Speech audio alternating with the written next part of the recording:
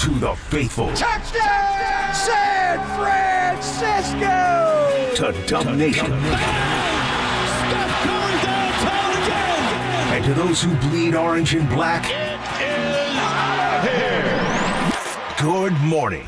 This is Murph and Marcus. Brian Murphy and Marcus the Waterboy Boucher. Streaming live at twitch.tv/thesportsleader. Ah, there it is, day 2. It's starting to sound more familiar. Marcus, good morning, brother. What's up, Murph? How we doing today? Happy Thursday. I'm just enjoying my War on Drugs Open. That's all I'm doing. I'm just sitting there enjoying that. But and congrats. Did you make the Pro Bowl yesterday? I did not make the Pro Bowl roster, Oh, surprisingly, man. because I thought That's everybody too in the bad. Bay Area made the Pro Bowl. Well, there's a time the Pro Bowl like got to the point where when they start choosing alternates, they're going like 5, 6, 7 deep, man. So young Tony's going to make the Pro Bowl. I think, at some point. Here's Yes. the thing. If the 49ers have 9 guys heading to the Pro Bowl, but if they're heading to the Super Bowl instead, then they might be calling up guys like me and young Tony That's to what play in it. happens. Yeah. So anyway, good morning, everybody. Happy Thursday, baby Friday. I recommend a short work week for everybody. Mm-hmm. We do endorse the 4-day work week, so you can sniff the weekend already. And by the way, we got a 3-day weekend coming up pretty soon, too. I think every week should be a 4-day work week, Murph. I wonder what if it was. I wonder how like society would turn out. Would we be useless? Would we be just fat slobs doing nothing? Or would we be like crisp and efficient? I think we'd have a better society, Murph. Well, I think people would be well rested. Like, I know a lot of people, like, in the tech industry, like, I have a couple buddies who work down at Tesla where they work the 4 days, 10 hours insteed of the 5 8-hour shifts, and they said they love it. What's their level of happiness? Oh, they're living their best lives, Murph. What are we living? A I decent was thinking life. about that when I saw you in the garage this morning because, Marcus is just now getting into the routine. Although you've been doing it now. What time you took over the March of 23? Did you start doing leadoff spot? Ooh, might have been 2022. No, you started working on our show back in the 2020. pandemic. Yeah, Okay, so you've been doing this days. now. So I've been waking almost up 4 now years almost now. 4 years. Yeah. Okay, I'm so- getting into the routine. It's my Okay. senior year of college, Murph. And if you're listening right now, you're one of our early crowd and stuff. But I was just kind of laughing. I was like, I wonder if Marcus is like, damn, when he gets up now, because now you're going 4. You're giving takes for 4 hours, baby. Yeah, but I'm also getting an extra hour of sleep, which is huge also. See, that's big. That's a big hour. Oh, it's huge. That's a monster hour. Especially when I'm trying to stay up late night to watch the Kings light the beam in double OT last night. Lighting that beam, baby. Do you have that? Do you have the Logan Web? Oh, no, I don't have it on my board. I can put I'd it on like to there. have that. Oh, I'll have it ready to go. I always enjoyed when you played that. Light the beam. Yeah, the Logan Webb, Light the Beam. Yeah, By the way, just a quick digression. Did you see Logan Webb's tweet the other day that said nobody likes 91 in sync? Did you see that? No, I did not. I missed that. No one likes 91 and in nobody sync. knew what he was talking about. He just sent out a tweet saying nobody likes 91 in sync anymore or something like He's that. talking about the boy band? No, 91. I see what you're saying. I was like, we're I talking see about what the you're year saying. 1991, like that version of NSYNC. That's pretty funny. He said 91 and A-N-D, new word sink, S-I-N-K, like a sinker ball. Like a Oh, sinker ball. okay. Yeah, he's talking about his nobody likes actual. 90. He's talking about his two-seater. Yeah, I don't know why he tweeted that. Why did he tweet nobody likes 91 and sync anymore? I don't know, because there's guys like me that love pitchers who throw 100 miles per hour. Did he and just hit have a triple couple? digits. Did he have a couple pops and then he just like said, "I'm going to go to Twitter and be like, nobody likes You 91 think and he's just sync." sitting there with the ball in his hand, like, I'll tell you what. no one likes the 91 and I'll sync take anymore. 91 and sync. Oh, so I finished top 3 in the Cy Young voting this year. Do you think he was sipping? He was sipping the Hennessy like, and this is the bit I'm going to just be pounding all day, like Cat Williams and Shannon Sharp. Like cat.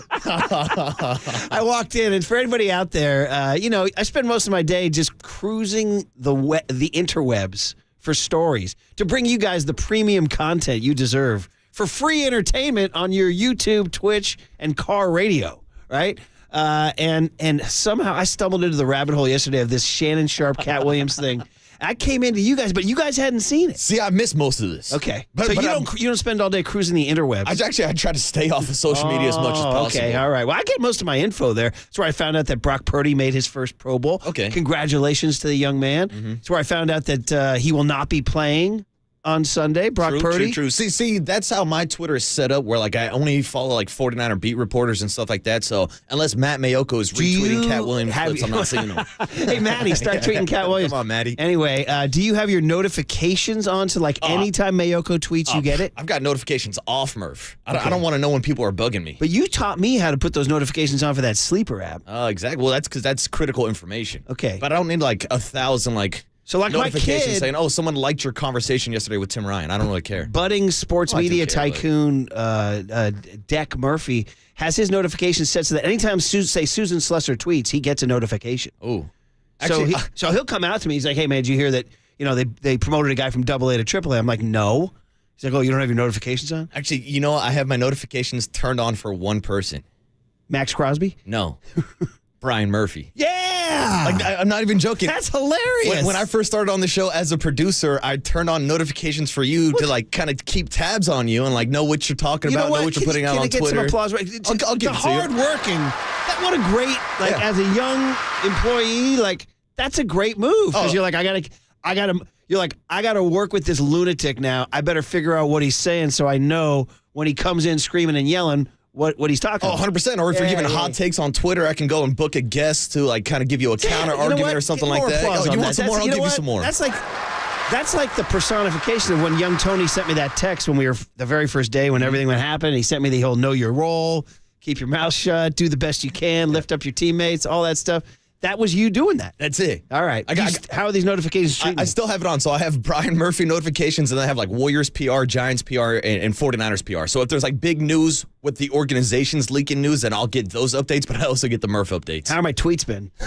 So you saw my one that said UCLA basketball. Ooh, boy, they stink to high heaven. Oh, you watched That was my my tweet UCLA hoops last night? I spent my entire Thursday night watching UCLA Stanford, one of the worst college basketball games I've ever seen. Oh, man. And UCLA stinks to high heaven, brother. High heaven. Not low heaven, high heaven. And that's a team I care a lot about. Like, I love UCLA basketball. And Jaime Jaquez, you know how I feel about this guy. He's balling right now with the Heat, too. Dude, I'm telling you, I mean, I get it. Wemby and Chet, I get that they're the dudes and all that. And I was just reading some more stuff about Chet Holmgren.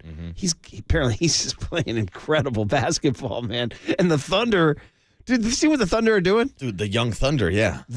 They just beat the Celtics, I think. They just won like 5, or like I think they lost last night to the Hawks. But other than that, I think they have the second best record in the West. Yeah, Shai Gilgeous-Alexander is one of the favorites to win the MVP again. And then Chet, and they have like not a single player with playoff experience. And they have, by the way, 15 first-round draft picks in the next 7 years. Dude, they've got all the first-round draft picks. They've been hoarding them for years. What do you give me for the Thunder's future and the Warriors' future? About a 0, right? Because I mean, that's the thing. It's like the Thunder, you can't keep 15 first-rounders on your roster. You can't even keep 15 guys. They could go, like right now, like all of a sudden, is it possible the Thunder could go to the NBA Finals? I mean, maybe, right? And they could make a move at the trade deadline with those draft picks. Well, that's what everybody's saying. They need another piece. They need another piece. But do they with all the young talent they have? All right, man. So anyway, I watched that. I was not watching the Kings Magic. I was following it on the interwebs when I wasn't checking out Cat Williams bombs. But UCLA stunk to high heaven last night. But anyway, that's where I found out Brock Purdy made the Pro Bowl. Congratulations to the young man.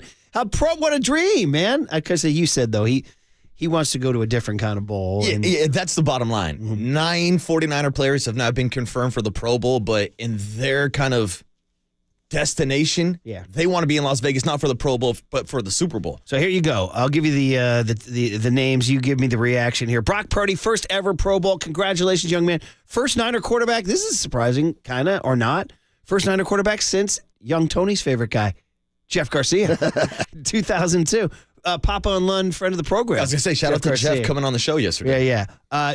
Big, bad Trent Williams. Of course. His 11th Pro Bowl. I was going to say, you could just pencil him in every year before the season His starts. 11th Pro Bowl. So only 3 other tackles in the history of football have made 11, and they're all in Canton. I mean, I don't think there's no Trent Williams is walking into Canton, right? Let me guess. Is it Let me see if you can get if you get 1, I'll be impressed. If you get 2, I'll be blown away. Larry Allen?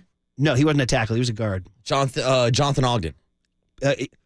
Well done, dude.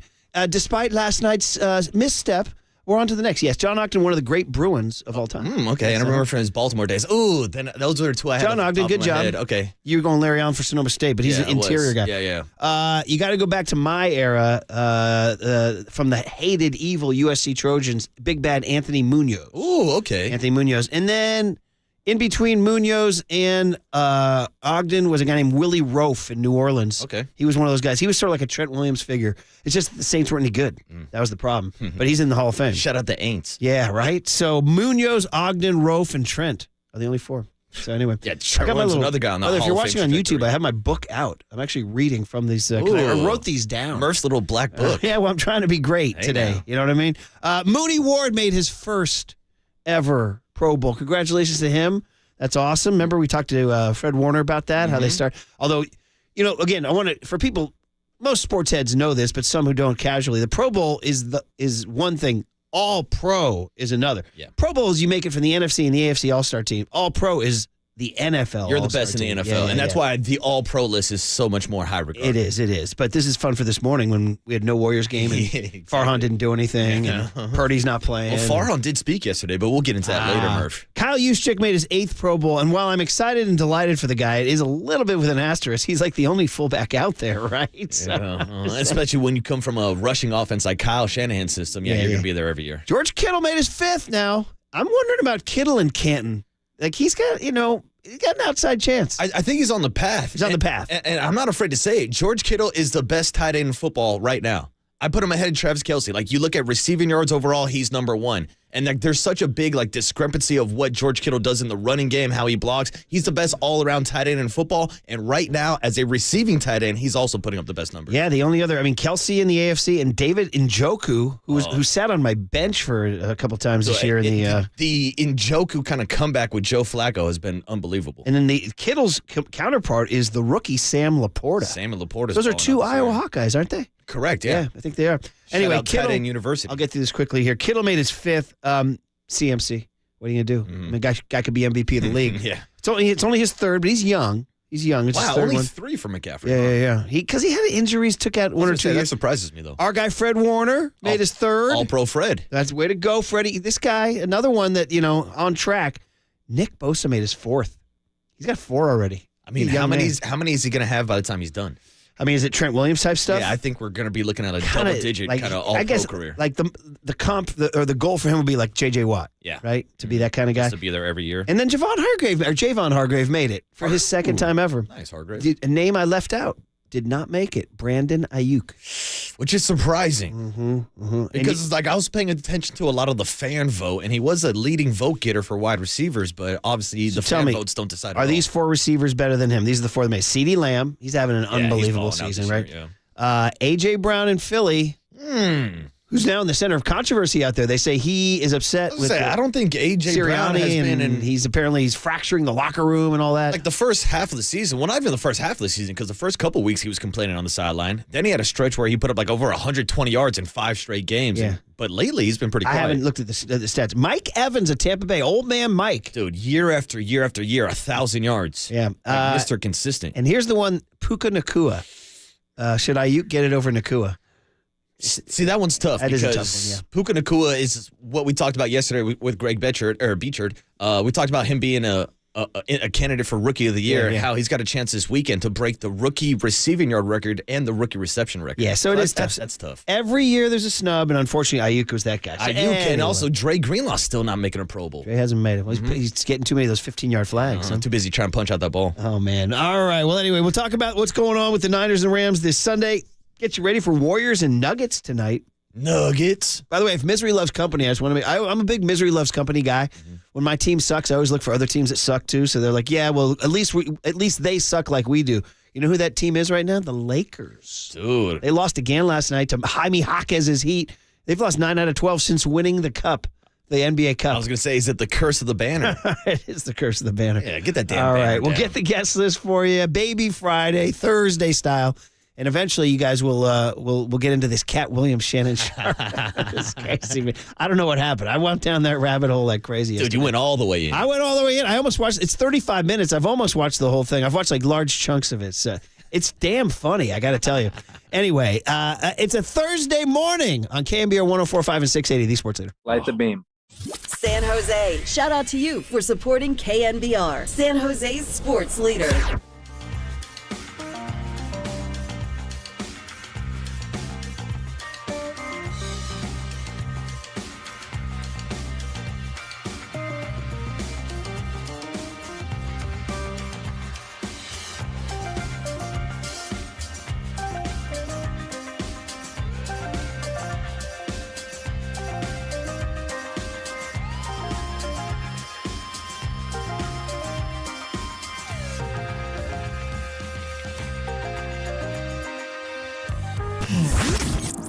Here's what's trending now Trending now. on KNBR.com. Steve Young stopped by the afternoon show yesterday with Tolbert and Copes to talk about whether or not it's an advantage or a disadvantage for Brock Purdy to rest for nearly 3 weeks heading into the playoffs. To hear that podcast and more, check out what's trending now on KNBR.com and the all-new KNBR app.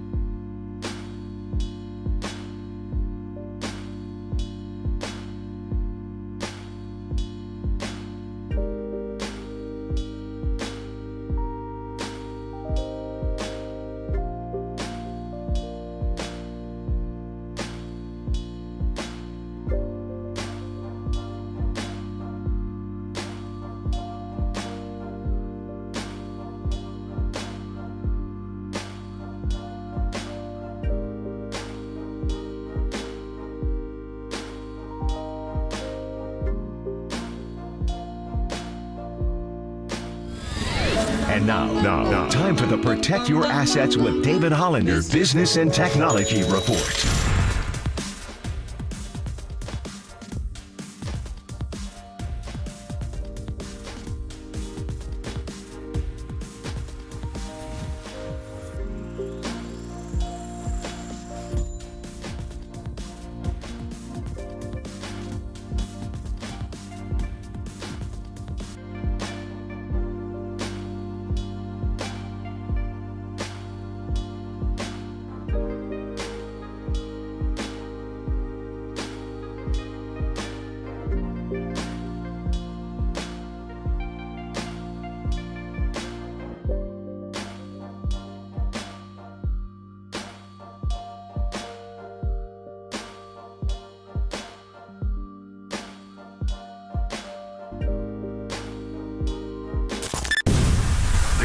is KNBR. And this is Murph and Marcus on KNBR 104.5 and 680. The sports leader. Do you plan on playing Brock Purdy against the Rams? No, Brock's the only guy for sure. No, I don't plan on playing.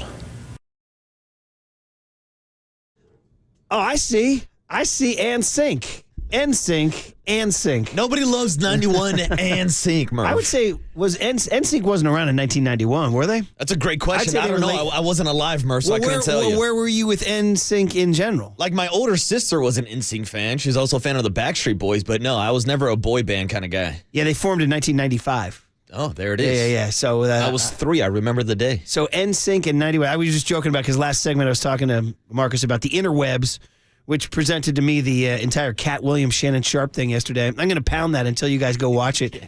Yeah. And I said, yeah, plus Logan Webb showed up on my Twitter timeline with a random tweet that said, nobody likes 91 and sync.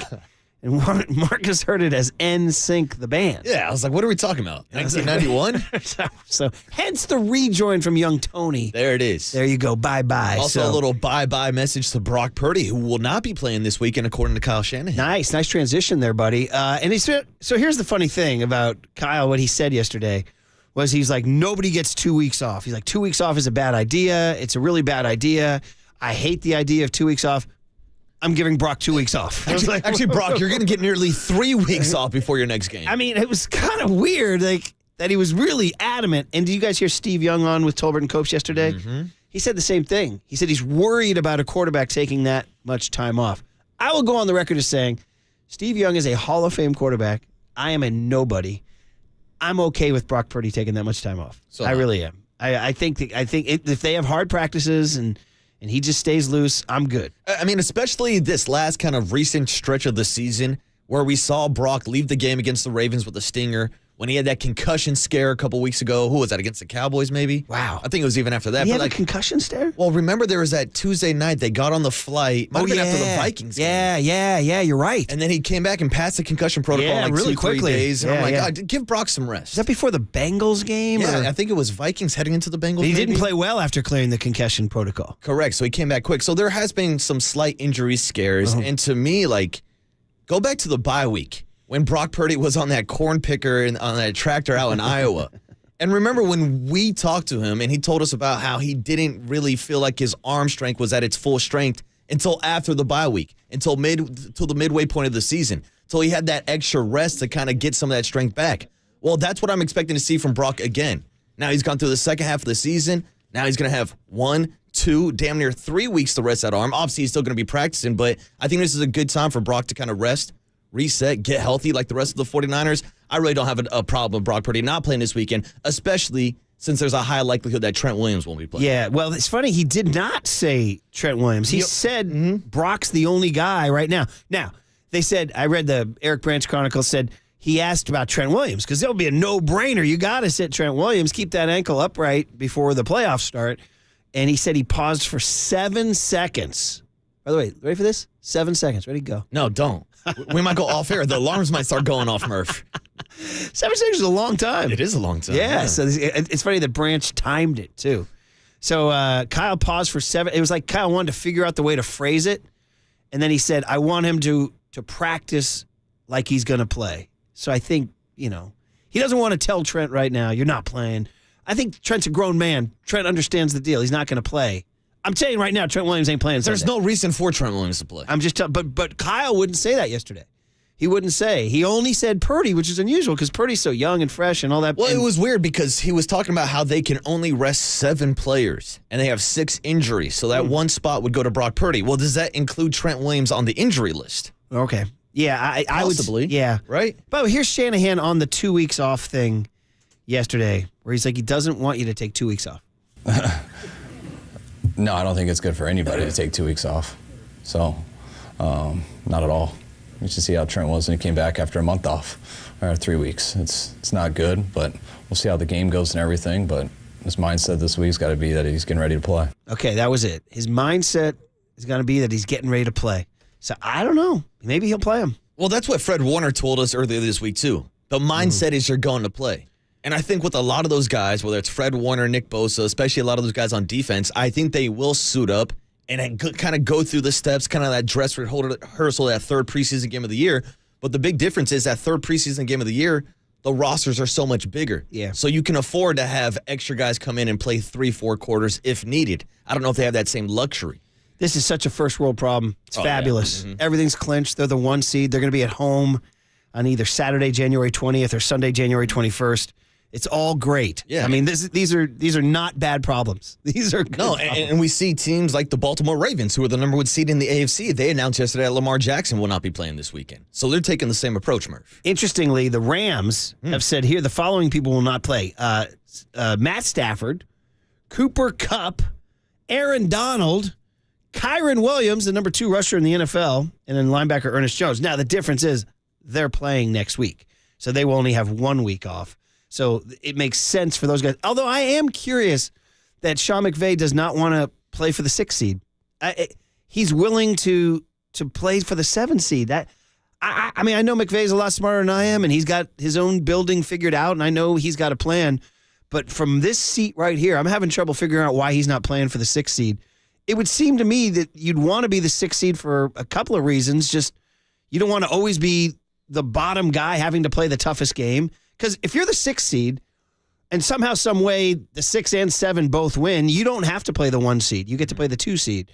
And you know what I'm saying? It's like, and also going to be honest, I mean, not to denigrate the Lions and Dan Campbell and Jared Goff and all that, but I think I'd rather play Detroit than Dallas. I agree, and that's why I was going to ask you, if there's any strategy here on if the Rams have a preference of who they do want to play. Because I'm with you. I'd rather go into Detroit and play the Lions. It's very interesting to me. Like I said, he's obviously got a strategy. Actually, we have a McVay bite on why he's doing this or what he's doing here. I think when you look at the projections, I think they're excellent teams regardless. There's a couple layers to it, and when you look at it, what we've just felt like was this approach is the best one for our team. You want to see guys go compete and do well, but that was what we felt like. And no matter whether, I know what could occur. There's still, everything occurs, and you think and you just don't, right? And so taking all that into consideration, didn't really feel like the other side of it, to try to do something to maintain the 6th or no, you could be the 7th, was best for our team. Okay. That's what he doesn't. He's also a huge believer in resting. Remember, he's the guy who invented the we don't play a single snap in the preseason. That's kind of his thing. And especially when you have a quarterback like Matthew Stafford that's been dealing with injuries not just this season, but throughout his entire career. You want to keep him healthy. Did you see the list of starting quarterbacks that Adam Schefter put out yesterday? Here are the people who are starting at quarterback this Sunday in the NFL. Blaine Gabbert. Shout out Forever 49er. That's it. Jeff Driscoll. I think another Forever 49er. Wasn't he in camp? Driscoll? He might have been in He was in camp. I couldn't even tell you what team he's playing for. I mean, he didn't put the teams on these, so I don't even know who's Driscoll quarterbacking for. I don't even know. That's a great question. I'm a pro. I'm supposed to know this stuff. I couldn't tell you. Carson Wentz. We know that one. Nick Mullins, Minnesota, right? Yep, with the Vikings. Trevor Siemian. Where is he, in Denver? No, he's in New York, right? Oh, New York. Yeah, the Jets. With the Jets, yeah. Easton Stick. He's in L.A. Chargers, right? Yeah, okay. got it. Tyrod Taylor, New York Giants. Mm-hmm. Sammy Sosa, Sam Howell. And Mason Rudolph in Pittsburgh. I can't believe they're sticking with Rudolph. Well, they're winning, actually, with him. That's true, yeah. Jarrett Stidham. Denver Broncos. Against the Las Vegas Raiders. And then Tyler Huntley. Yeah. So once again, this is the NFL. This is like the greatest product American sports has to offer the world. Like people around the world follow the NFL. Mm-hmm. I go to Ireland, they're talking NFL, baby. And they're like, okay, here we are. We're the multi-billion dollar industry. We're the face of American sports to the world. Blaine Gabbert, Jeff Driscoll, Carson Wentz, Nick Mullins, Trevor Siemian, Easton Stick, Tyrod Taylor, Sam Howell, and Tyler Huntley. And those are just the guys that are filling in this weekend, Murph. Yeah. You left off a Jake Browning. You left off an Aiden O'Connell, a Gardner Minshew. Like the list goes on and on and on of all the quarterbacks that are not the big name superstars. And I didn't put Sam Darnold down there, too. Sam. And by the way, Darnold versus Wentz, the former number 2 pick in the draft versus the number 3 pick in the draft, and they're both scrubs now. Scrubs is a hard word. Yeah. I don't mean scrubs. They're both backups now. Yeah, they both did not live up to expectations, Yeah, right. I think it's safe to say. But if you had to pick one career to have between Sam Darnold's career and Carson Wentz's career, which career would you pick, Murph? Well, Wentz has a ring, right? He does, but as a backup quarterback. Yeah. He I also don't know. was I'd in have to the do a deeper MVP dive. conversation. I think Wentz has had a better career. You think so? Yeah. Well, yeah. Oh, because Sam hasn't done anything. He didn't do anything with Yeah. New York and then Carolina, and obviously now he's a backup. Yeah, what kind of lost track? Wentz has accomplished more, but the way he fell off a cliff was huge. Yeah, there was a point where Wentz was playing pretty well. Oh, yeah, there's a point where he was in the MVP conversation. Yeah. Incredible. All right, let's get the guest list going on a Thursday, January 4, 2024, otherwise known as the day after Cat Williams and Shannon Sharp did their thing. It's going to be my bit. Forever known. It's going to be my bit. I don't know. I don't know what happened in who I'm following on Twitter or whatever, but it was all over my Twitter timeline yesterday. It was incredible. I'm telling you guys are sleeping on this. People are losing their minds over this Cat Williams interview. I like how you're now like changing like time frames. Like we've had like BC, AD. Now we're going to have after Cat Williams. PKA, AKW, after Cat. After Cat Williams. AK. All right, what do we got today, man? All right, starting off at 6:50 this morning, it's a Thursday staple. It's the one and only Greg Cosell breaking down some game footage, and maybe we'll get a breakdown of Sam Darnold versus Carson Wentz this weekend. Well, why not? Let's do it, man. And I always love a Greg Cosell. We have him all the way through the Super Bowl. That's it. So we'll talk to Cosell 6:50 this morning. 7:35, your Power Hour kicks off with Mike Kruko today, as always, Murph. All right, Kruk, still no action. Farhan spoke to Tim Kawakami. Mm-hmm. Do we have any of that cut up yet? We do. We got some of that sound. I'll give you a little taste on the other side before Cosell. Ooh, how's that? Look at that. young Tony over there doing his thing. Working hard. Yeah. Okay, so Kruk at 7:35. Kruk 7:35. We'll get into the big hit, of course, the story about both starting quarterbacks for the Niners and the Rams not playing this weekend. And we'll go over the Pro Bowl roster, get your guys' reaction. 808 KNBR is the number. We'll hit the cooler of content. Then 9:15, we'll wrap up the show with Matt Mayoko talking more 49er football. And you know who's in that cooler of content? Cat Williams. You're damn right he is. All right, so Farhan spoke to Kawakami yesterday. Let's get a little bit of that. And then Greg Cosell, can't wait, on KNBR 104.5 and 680, the Sports Leader.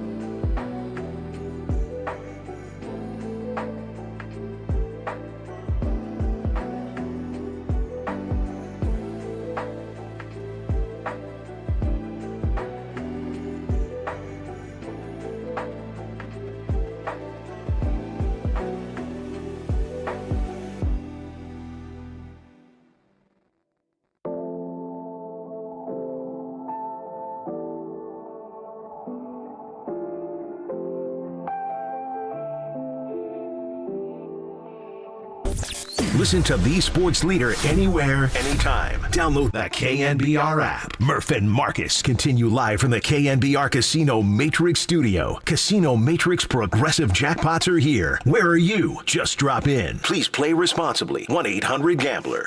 I appreciate, that as we've kind of gone after this tier of players, we've had pretty consistent ownership support. And when you're talking about the rarefied air of, guys like Judge and Otani and Bryce Harper, I mean, these are, top 5, top 10 players in all baseball, and they have a lot of options. And, again, I personally and professionally, I would say I really, and to the extent that I've been a part of this, I take responsibility for it. Like, none of it should be interpreted or viewed as an indictment of the Bay Area. Like, this is, as somebody who's an immigrant to this country, this is where I've made my home. I moved away and moved back twice. I love this area, our fans, our organization. I mean, everybody knows it's a great place to live. That doesn't mean every free agent we pursue is ultimately going to choose us. I mean, they're looking at a bunch of different reasons. All right, there's Farhan Zaidi on the Tim Kawakami podcast there. Something me. Do you have like dental surgery or something? Sounds like you have like a little bit of a speech thing going on there. Dude, I'm just kind of entranced by Farhan's voice with NSYNC in the background. Well, that's Backstreet Boys. Excuse me, my apologies. Know your boy bands, baby. I told you I'm not a boy band guy, but here I am thinking to myself, tell me why Farhan hasn't signed anybody, Murph. Well, he was trying to tell you right there. Tell me why. Yeah, he was trying to tell. Can't sign a free agent. There's your first song parody. Tell me why. First song parody. Nobody wants to live in San Francisco. Tell me why. There it is. We have the new song guy on 2024. There it is. No, I'm not going Head down to the that studio, road. buddy. I'm not getting into that, Murph. Sorry. I apologize for singing on it. No, I enjoyed it very much, actually. Just give the BSB their respect. That's it. Backstreet Boys. For life. Yeah, man. People don't want to hear it right now. We've been sort of sitting on this for a couple days, and I know it's our job to sort of talk to you guys and get you guys through the morning and everything, but we've been very Niners-centric, and then the Warriors played Tuesday night. But we get it, that we know that there's a frickin' tsunami, tidal wave of rage waiting to crash down on Ocean Beach from Giants fans. And we thought, we've been talking about, well, maybe next week when the 49ers aren't playing next week, that we can really kind of roll up our sleeves and also give them a few days to do something. Now, again, none of these guys have signed. Bellinger, Snell, Chapman, Imanaga, Montgomery, Reese Jordan Montgomery. Don't forget that name. Yeah. Reese Hoskins. So it's not like all these guys are getting snapped up elsewhere. So that's the only reason I think I'm holding back from complete and total. Although we're getting calls from our season ticket agent, and they're like, you guys gotta re-up, and I'm like, I've said this before. What are you going to do about it? Yeah. You know what I mean? For what? Yeah. What are you going to do about it? Who's going to come take my tickets? It's called supply and demand. Yeah. Like there's the supply. There's not much demand. And then there's the demand. Yeah, we saw that at the ballpark last year with the attendance numbers. We're the demand part. You're the supply part. You know what I mean? And right now, I'm just going to chill out. I mean, yeah, I'm sure we'll re-up at some point, but let's let it, we'll get back to you. Yeah. You know what I mean? Exactly. They're hassling us, and I know this is getting for Larry's up right now as Paul used to say, sprinting on a treadmill, tearing phone books in two because he's so full of rage for what's going on. But that's the fact of the matter. The marketplace is going to vote. If they went and made a big move or a creative trade or something, I mean, Bob Melvin, yes, right? Matty Williams, Pat Burrell, right? We all like that. Jung-Hoo Lee. I like the signing. By the way, you said there's a Jung-Hoo Lee update? Oh, well, there's a connection because yesterday the San Diego Padres went out and signed Korean closer Woo Suk Go. Now, he was a closer of the KBO How come we haven't heard of this guy? It's a good question. He's not getting, just because he wasn't getting publicity, but he was a legit dude? Yeah, he was a legit closer over in the KBO, and I'm wondering why he's not coming to San Francisco because it turns out that he's Jung-Hoo Lee's brother-in-law. Woo Suk Go is married to Jung-Hoo Lee's sister. Wait, what? Yes. And we couldn't get him? No. So Murph, technically his nickname would be the brother-in-law of the wind. That's funny. The brother-in-law of the grandson of the wind. Yes. The grand brother-in-law. I was trying to word that. I didn't know how to do it. So, but he went to the Padres. So the Padres have Ha-Sung Kim, Jung-Hoo Lee's best friend. They have his brother-in-law. But we have him. Correct. I don't know, man. Maybe the Padres and Giants should what's the word? Merge? Merge to form a super team to take on the Dodgers. What is this, Survivor? We're down to the final 7. We're going to merge? Well, listen, they don't want to hear it, Farhan. And him doing the Kawakami hit, I get it. He's trying to be transparent. He's going to be out there. But, man, oh, man. I mean, I saw somebody wrote yesterday and made me laugh. They said, is it possible that the Giants' offseason is even more boring than their regular seasons? Which is crazy because we talk about it all the time, like how involved everybody is in NFL offseason or NBA free agency. Like, that's what the winter meetings should be about. But there really wasn't too much action at the winter meetings this year, and there hasn't been a lot with the Giants. We've talked about this a lot, about how baseball just needs to have sort of almost like a rule that, and I know the CBA, the players would never go for this because they want to play the game the way they want to play the game, but there should be a rule that you have 1 week to sign everybody. Because it's the way it works in the NBA and the NFL where free agency hits and kaboom, everybody makes a move within 24, 48 hours. And there's thrills and chills and you got spills Schefter everywhere. and Rappaport leaking signings like an hour or two before the deadline even starts. Baseball culture is just not like that. They're like, I'm going to play the long game. We're going to see how this goes. I mean, I get it. The players are trying to play the teams for the best deals they can get. But for entertainment purposes, we need like a deadline, a tight deadline. You got 1 week to sign, baby. Yeah, and I know like a lot of free agents are going to trickle out throughout December, even into January. But when we're talking about a guy like Blake Snell, who won the Cy Young last year in the National League, like how is his market not being capped off yet? Like how is he not signed?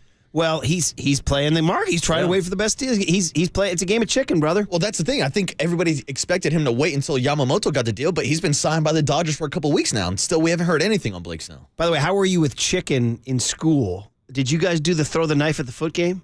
No.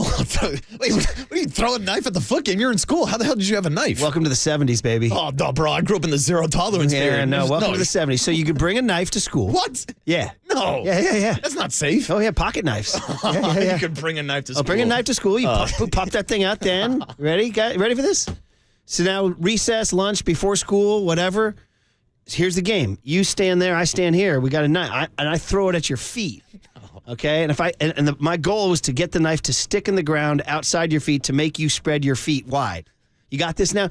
The goal was to make the other guy spread his feet so wide that he fell over. Okay. But you had to throw the knife in the ground, and that meant the knife could hit you in the foot. And I bet it did hit a couple people but in the they foot. were, Yeah, kind of dull knives. I'm not talking like butcher pocket knives or anything. Yeah. But anyway, we called it chicken. Yeah. So I get that. So I asked you how you were at chicken, and you're saying you guys didn't play it. We weren't throwing knives at each other. We used to play this quarters games where you would spin the quarters and you had to keep it spinning, and whoever screwed it up, you had to put your knuckle down on the table, and you would flick the quarter at the knuckles, and you get like bloody knuckles. Okay. You tear it up a little bit. Is that sort of like a game of chicken where you... See, chicken's also the old school chicken is where two cars are driving at each other. At each other? Shout out, I believe, your movie, Grease. Well, shout out Grease, shout out Rebel Without a Cause when they played chicken. Look at this guy. And they were facing off to see. Doesn't know the shins, but he knows Rebel Without a Cause. I'm a Rebel Without a Cause guy. Wow. You had James Dean out here threatening to drive off a cliff. Wow. Yeah, and then his shirt gets stuck in the door and he's trying to drive out. Yeah, I told you I took a couple film classes in college. Yeah, all right. Yeah. Where are you with East of Eden? Nah, see, East of Eden wasn't on the watching list. It wasn't on the viewing Cain list. and Abel story set to film. These guys are looking at me like, what the hell are you talking about? Rebel Without a Cause. And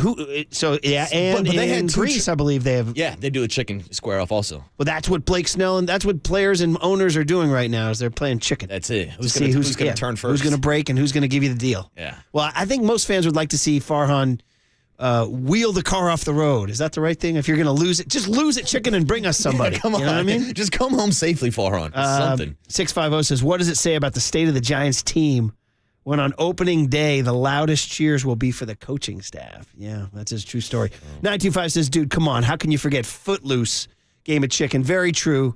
Very true, 925. Iconic chicken scene for sure. Yeah, 209 checking on that one too. So, yeah. Well, anyway, that's it. 415 says, every free agent, Farhan, you haven't signed anyone. You need to go. Well, he did sign Jung-Hoo Lee. He did. And there was a report yesterday from Jeff Passan that opposing teams are expecting the San Francisco Giants to add at least one of the top-end Scott Boras clients. Now, that would include Cody Bellinger, Jordan Montgomery, Blake Snell, and Matt Chapman, who are all still available. Yeah. Which one, if you had to power rank them? We said Snell yesterday, I said right? Snell, yeah. I want Snell. And then I would probably go Matt Chapman, number 2 behind that. Yeah. I, too, for the glove. Yeah, you need a glove. You need better defense. Yeah. Mm-hmm. All right, man. Well, anyway, we just want to get you guys a little taste of that. We'll do, obviously, more of that as the days go on. But it is, of course, 49er playoff season, and that is what is dominating the storylines as the 49ers get ready for the Rams on Sunday in a game that neither Brock Purdy nor Matt Stafford is playing. So if you're a season ticket holder or if you're a ticket holder, is that a fun game to go to? My buddy's a season ticket holder. He'll be there Sunday. Okay. I'm debating if I'm going to go or not, to be honest. Well, I mean, you might just go just to quaff a few brews. I was going to say, I might just walk around, hang out with the people. Go watch Sebastian Joseph Day. That's it. Do his thing. Wearing, I might need a little Jeff Garcia here, wearing number 69. Thank you very much. Thank you. It's kind of that perverted laugh of Garcia. It's a good Jeff Once Garcia again, laugh. wearing number 69. Thank you very much. Kyle Shanahan joins Tolbert and Copes at 3:15 this afternoon. But you know who joins us next? Our main man, Greg Cosell. And we'll see what he says about these 49ers and Brock Purdy and his playground plays, getting it done in Washington. And, of course, what's going to happen going forward in the playoffs. Greg Cosell, next on KNBR 104.5 and 680, the Sports Leader. Tell you right me there. why you can't sign Well, a that could be your free first- agent. There's your first song Tell parody. me why First song parody of nobody wants to live in San Francisco. Tell me why.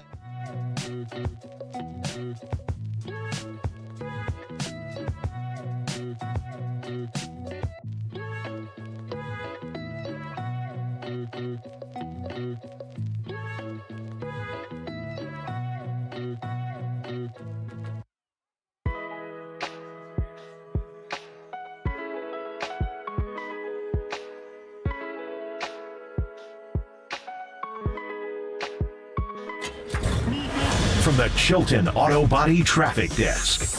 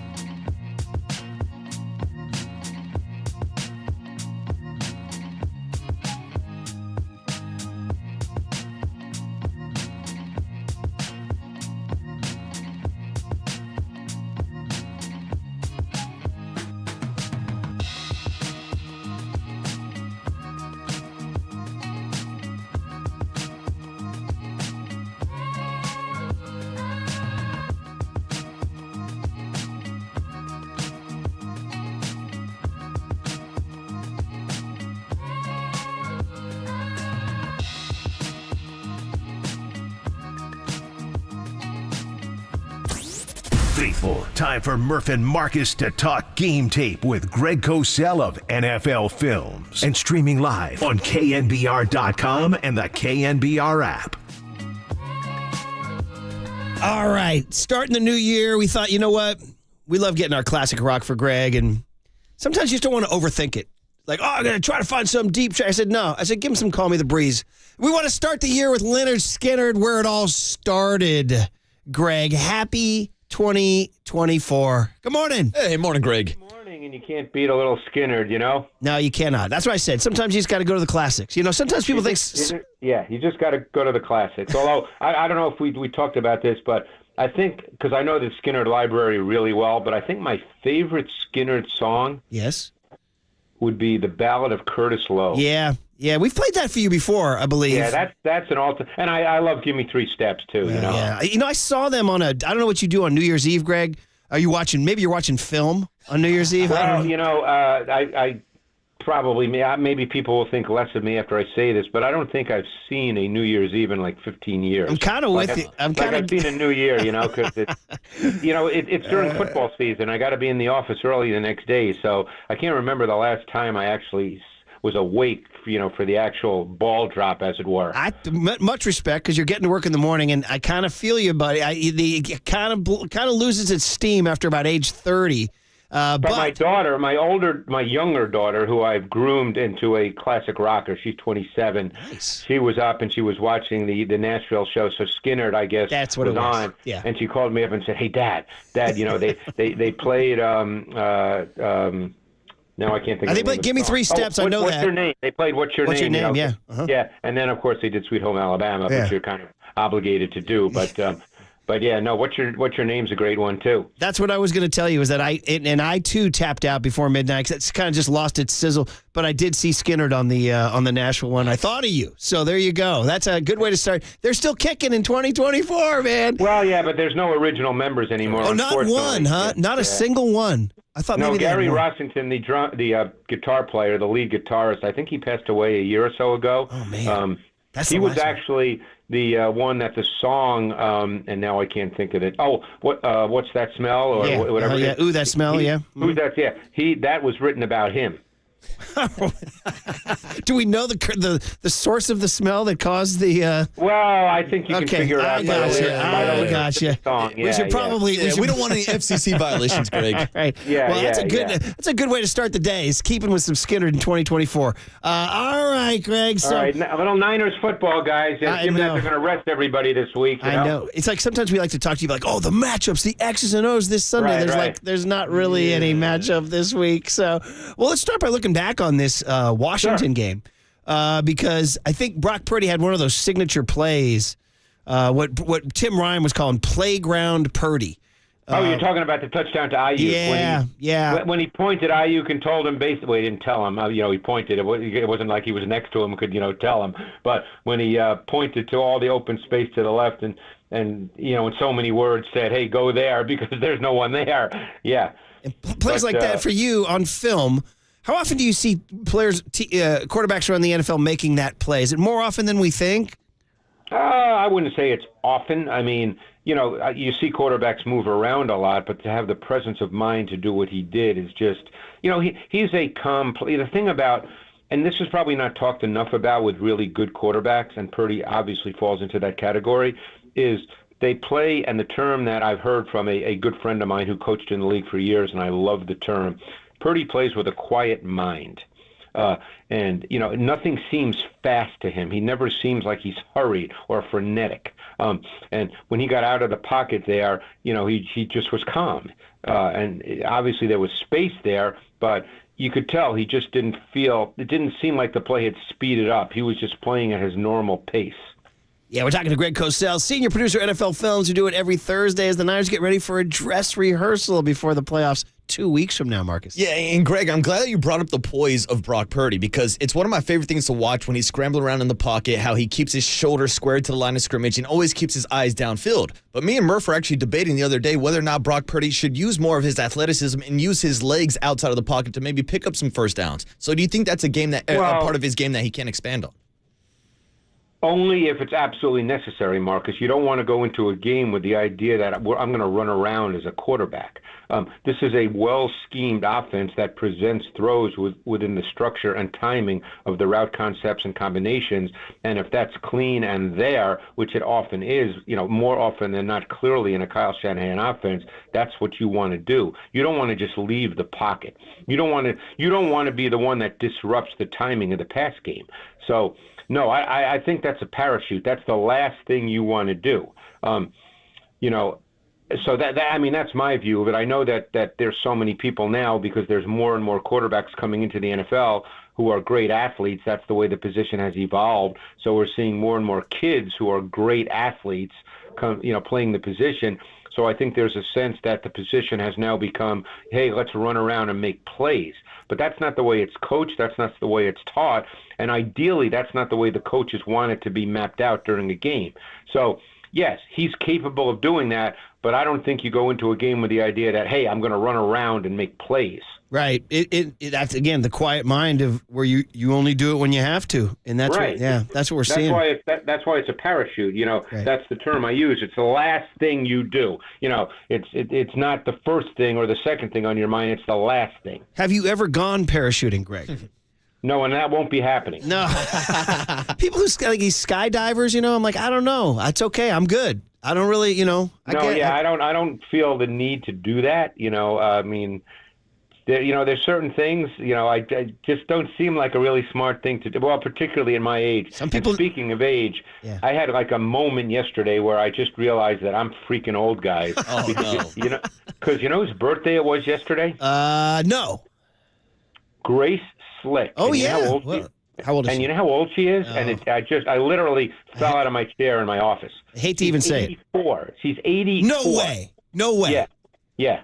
Greg, that is, I ain't going to lie, that stops me. That really does. That stopped me dead in my. I was working and I saw that pop up. As a trending thing. Oh my gosh. And of course I looked because I thought maybe when you see someone like that, you think, oh my God, did she die? But no, it was just her birthday, and she's 84. And I was like, wait, when did that happen? 80, because like I know Mick Jagger turned 80, and it's like 80. Yeah. I can kind of almost handle 80.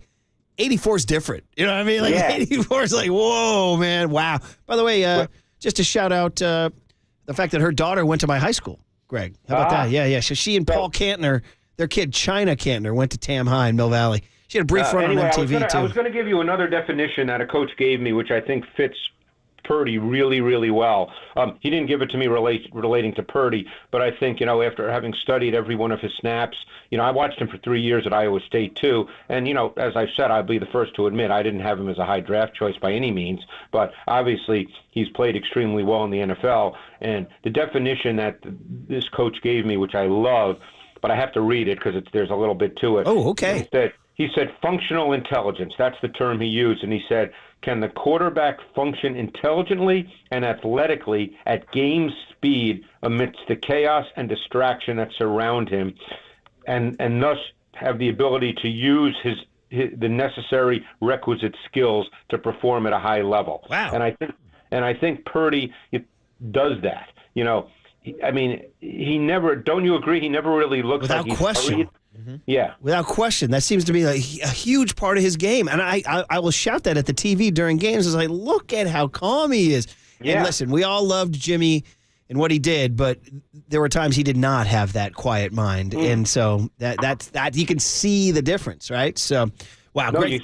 Yes, you can see it. So I love that definition. Like I said, that's not something that just rolls off my tongue. I had to read that because when the coach told me, I had to write that down because I liked it so much. But there's no question Purdy plays like that. I wrote down as best I could. Functional intelligence at game speed. You want me to read it to you again? Yeah, sure. All right.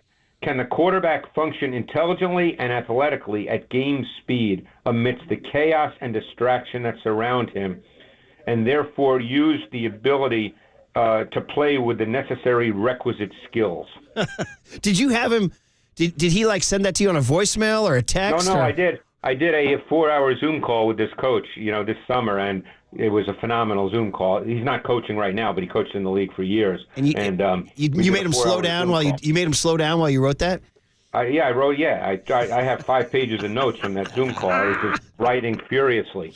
That's awesome. I love it, Craig. Now, listen, short on details going into this game, so I want to kind of pull back and ask about a couple other Sure, things. go ahead. So like the Pro Bowl announcements give us a chance to reflect on some players' seasons.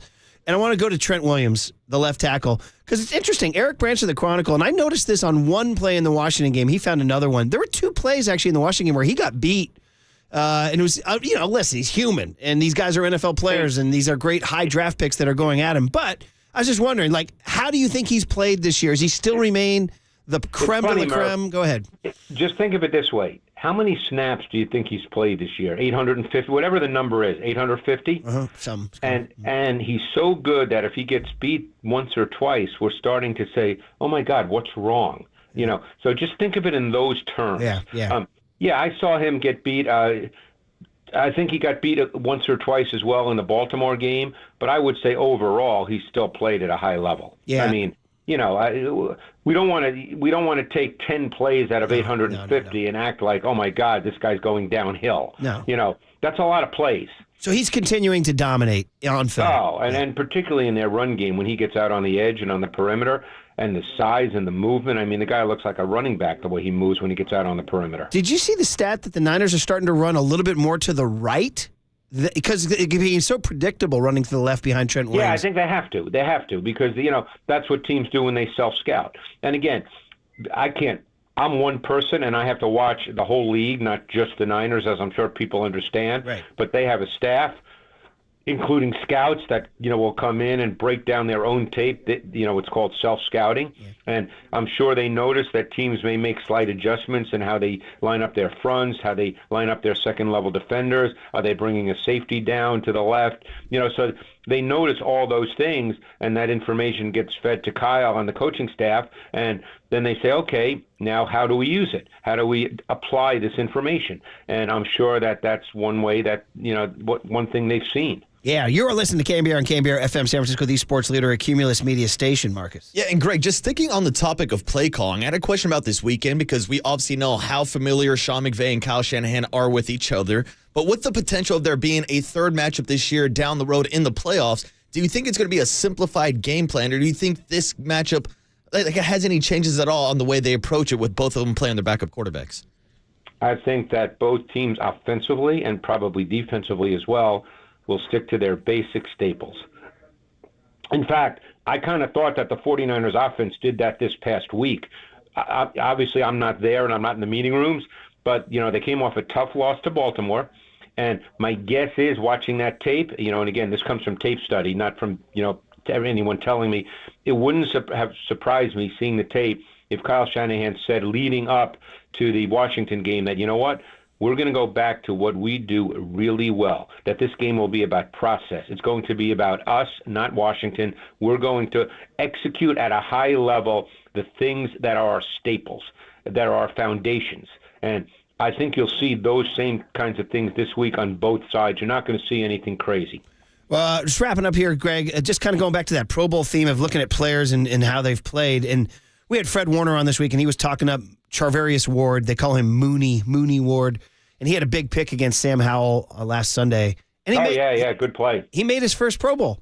And so, it's funny, you sign free agents, and lots of times free agents don't always pan out. This is one that John Lynch went, and this guy has panned out and performed. What do you see? Because the Niners aren't known as a team with great corners. And here's Ward getting the Pro Bowl nod from his peers and the coaches. What are you seeing on film? Yeah, I like Ward. It's funny because I remember the last year in Kansas City, or maybe even the last 2 years, I was like, hey, this guy's a good corner. And then the 49ers signed him, and I thought that's a really good signing. And I think he's played really well as a Niner. They use him at times as a matchup corner. We've seen him match up to Metcalf, and he does a really good job. I think Ward's a really good player. He doesn't seem to get the publicity nationally, of course, as some other corners, but I think he's a really, really solid corner. And I think by how they deploy him, they're telling you that they feel really confident in his ability to play on the outside and match up to quality receivers. Yeah, and the proof's in the pudding, man. He's making I think his stats, the pass breakups and interceptions, he's among the league leaders, and now he's got the recognition of his peers. And again, free agent signings don't always work out in the NFL, so John Lynch gets a big plus on that one. The other guy I wanted to ask about, just because, Greg, during the summer, man, we were losing our minds. Nick Bosa's holding out. Nick Bosa's holding out. Right, oh, my right, God. right. Kind of like Lamar Jackson wanted to be traded all offseason. Now he's probably going to be the MVP of the league. But, he doesn't have the same numbers. He leads in what's called quarterback hits. I don't know if that is something that people take in their morning breakfast. I don't know. But Right. Point is that I wanted to know your film on Bosa this year, particularly compared to previous years, too. Yeah, I mean, I don't think there's anything wrong with Nick Bosa. I mean, people look at sacks. There's another stat about pass rush win rate. There's all kinds of stats people use. I think ultimately he's a really good player, and I think in any given game he could be a dominating force. And I think that offenses know that. You have to think about the way offenses will play against the Niners. Nick Bosa is someone that they need to deal with. And so we can look at stats all day long, but there's no way whoever they play in the first round of the playoffs, and I guess that's unknown as we speak, but there's no way whoever they play is going to go into that game and say, you know what, we don't really have to worry about Nick Bosa. That's not going to happen. And you guys know that. And fans should know that. So they can talk about stats all day long and say, well, he's not this or he's not that or he is this and he is that. But offenses, when they prepare for the Niners D, will be dealing with Nick Bosa. And just last couple minutes here with Greg Cosell. Greg, the last thing I wanted to ask you about is the Philadelphia Eagles, because all year long we've been talking about these two teams being the top in the NFC, and now we've seen them lose 4 of the last 5 games. What's gone wrong with the Philadelphia Eagles? Probably quite a bit. Defensively, they've been really not very good this year at all. Throughout the season, they've had no real pass rush, which is very, very surprising, given that last year they led the league in quarterback sacks and had the most third down sacks by far. This year, they're not sacking the quarterback, and they're near the bottom of the league in third down sacks. And their secondary has all of a sudden gotten old and has not covered particularly well. So when you can't rush the quarterback and you can't cover, your pass defense has issues, and you have to try to camouflage that, but you can only do that up to a point. It's very hard to cover up bad corner play in the NFL. And offensively, they've been kind of up and down. The numbers are not bad offensively, but when you watch the tape, there's no the rhythmic feel of the offense is not quite there the way we saw it a year ago. I don't think Jalen Hurts has played as efficiently this year as he did a year ago. I think that he's left the pocket far more this year when he doesn't need to leave the pocket, and that breaks down and disrupts the passing game. Now he's capable of those parachute plays we spoke about earlier, but you don't want to do that unless you absolutely have to, and he's been doing that when he doesn't have to, and therefore he leaves throws on the field that are there.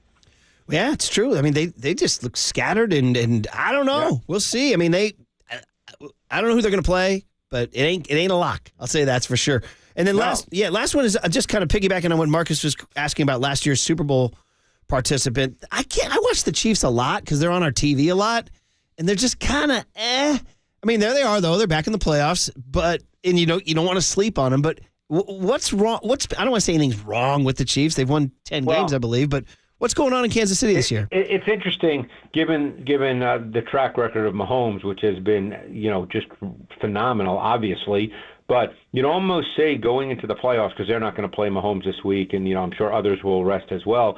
Right now, they seem to be a team that's built on their run game and their defense. Yeah. Now, I'm sure most people think that, hey, get to the playoffs, Mahomes can always be Mahomes. And by the way, he could be. It hasn't really happened much this year for whatever reason.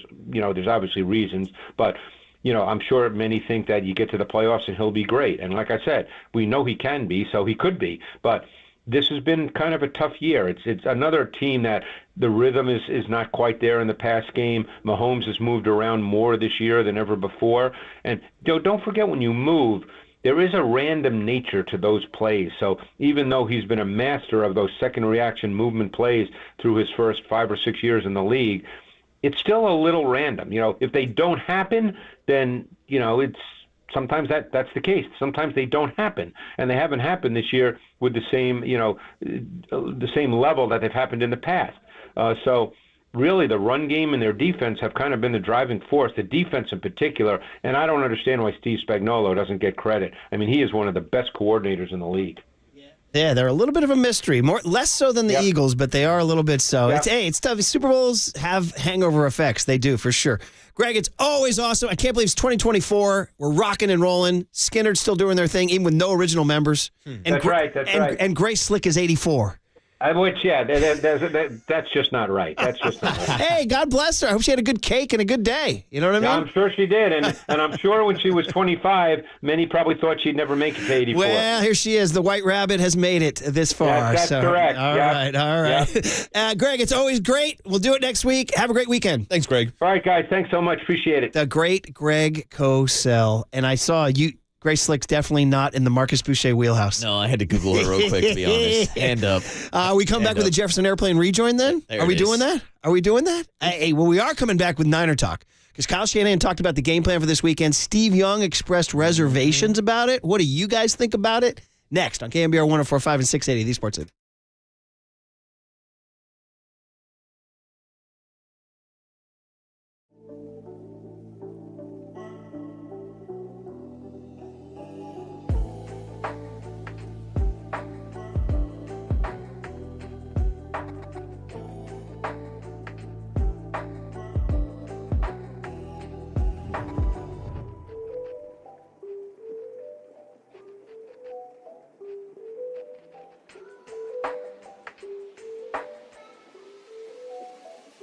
San Francisco, shout out to you for supporting KNBR, San Francisco's sports leader. Shout out to everybody listening to the Murph and Marcus show this morning. It's the Waterboy here to talk to you about Prize Picks because Prize Picks is the most fun I've had, winning up to 25 times my money this football season. And now I can play during basketball season too. I can even pick combo projections across both sports. Just select 2 or more players, pick more or less on their projection, and place your entry. You can turn $10 into $250 with just a few taps. Easy gameplay, quick withdrawals, and an enormous selection of players and stat options are what makes Prize Picks the #1 daily fantasy sports app. And Prize Picks is the only daily fantasy platform with an injury insurance policy, keeping you in the game even if one of your players goes down. Join the Prize Pick community of more than 7 million football fans who have already signed up. Right now, Prize Picks will match your first deposit of up to $100. Just visit prizepicks.com/leader and use the code word leader. That's code word leader at prizepicks.com/leader for a first deposit match of up to $100. Prize Picks, daily fantasy sports made easy. From the Chilton Auto Body Traffic Desk.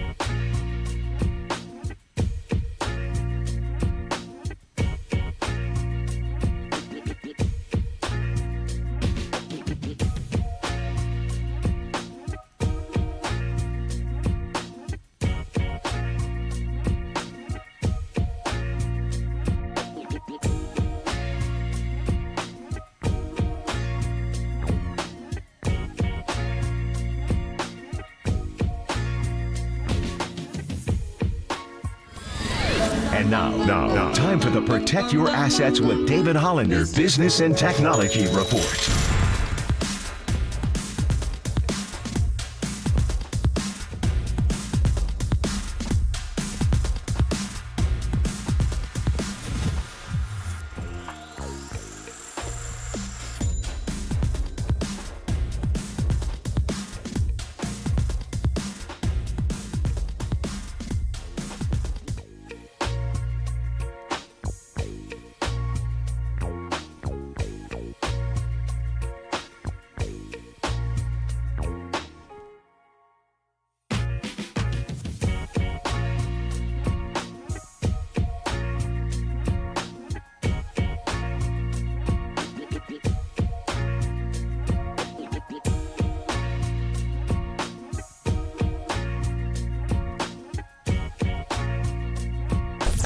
Listen to the sports leader anywhere, anytime. Download the KNBR app. Murph and Marcus continue live from the KNBR Casino Matrix Studio. Casino Matrix Progressive Jackpots are here. Where are you? Just drop in. Please play responsibly. 1-800-GAMBLER. I mean, we're treating this as a normal week, so this is a normal Wednesday at this time of year, which means we go half speed on everything. We don't do anything full speed this time of year on a Wednesday. Brock will get half of the reps with the one, Sam will get the other. I want our team to treat this week as Brock going down on like the first play of the game. Now, that's why I want them both repping it. I want Brock to get some work this week, and that's something I'd like us to be ready for if that unfortunately did happen. Thursday, when it's all full speed, probably give Sam majority of them. We'll talk about that after today, and Friday we're back to walkthrough. There he is, Kyle Shanahan. Has he ever been... Turn it up, buddy.